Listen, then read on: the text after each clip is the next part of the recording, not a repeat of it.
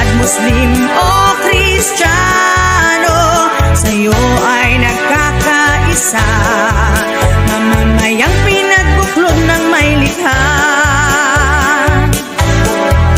Sa agrikultura, ikaw ay masagana. Dulot ay ginhawa sa mamamayan. Malamig at presko ang tubig. Malusog ang mga hayop sa bukirin. Ang turismo ay masigla na ipagmamalaki sa buong bansa. Magagandang tanawin ang iyong handa. Likas na yamang